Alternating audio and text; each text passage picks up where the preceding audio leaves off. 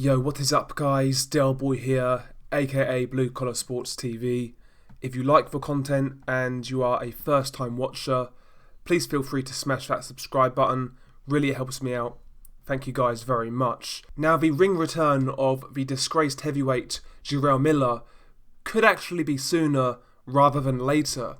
According to an article on Boxing Scene, Jarrell Miller, his ring return is eyed for October, says his promoter. Jarrell Miller's promoter is a man by the name of Greg Cohen. I'm sure you guys have heard of him.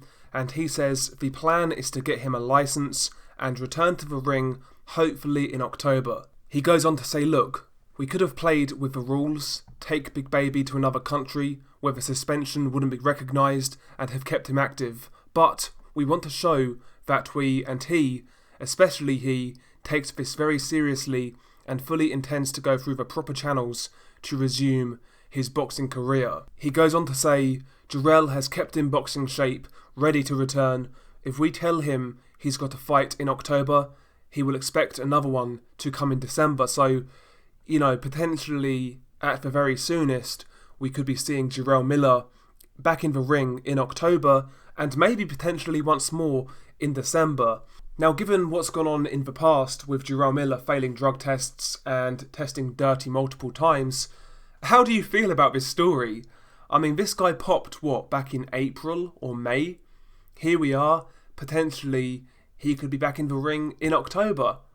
Barely been out 6 months, if that happens. And listen, stories like this are why I don't really take drug testing seriously in boxing. I don't really push it like a lot of other people do. Now, I understand why people push drug testing, don't get me wrong, but this is just another example of how broken the system is in boxing.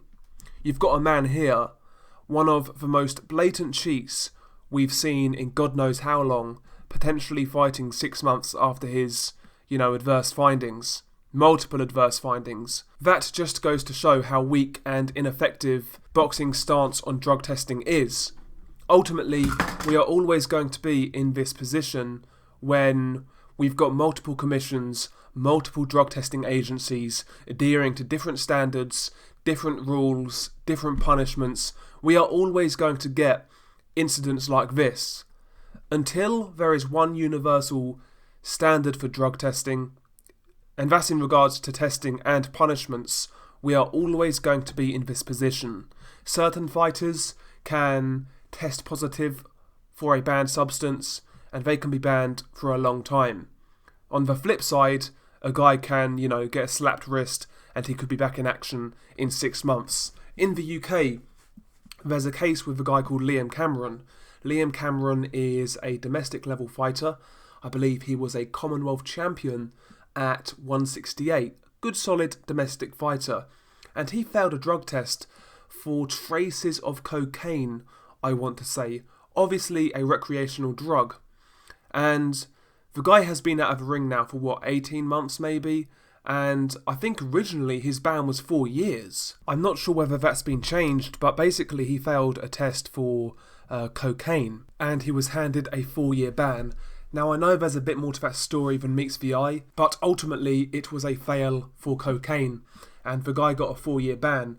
Yet here we have, obviously it's another jurisdiction, it's another board, but here you have Jarrell Miller potentially fighting 6 months later after he tested positive for multiple performance-enhancing drugs.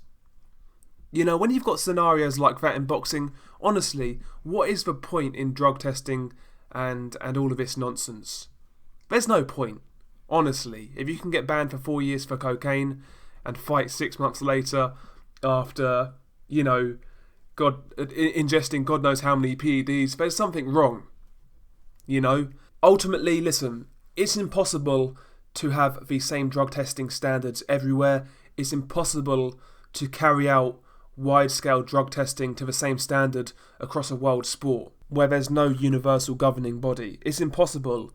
But one thing all of the sanctioning bodies, all of the boards should agree on, all of the athletic commissions should agree on, is the punishments for each substance.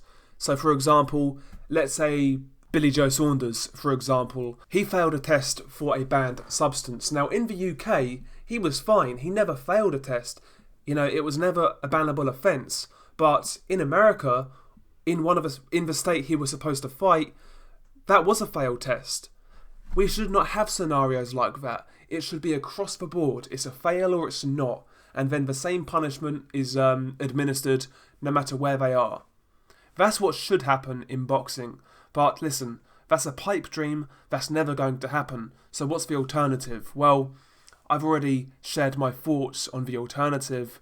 A lot of people don't like it, but you guys know my opinion on that. If you're new here, ultimately, the way I see drug testing, if it's not fair and across the board, and the same standards aren't applied everywhere, ultimately, what's the point? You may as well just have no drug testing. I mean, it would be a lot fairer. Ultimately, but that's just my opinion. I've gone over this numerous times. I just wanted to talk about the whole Jarrell Miller case, him potentially coming back. And if he did come back, would you be interested in watching him fight? I'll be honest, I'd watch it just because of the controversy, just to see how he looks potentially off PEDs. I would watch it. So I'm not going to sit here and lie to you and say I'll boycott it, because I won't. I'll definitely watch it, as will a lot of boxing fans. So, yeah. How do you feel about this whole story? Ultimately, it's an absolute mess, but I'm intrigued to hear your thoughts. Peace.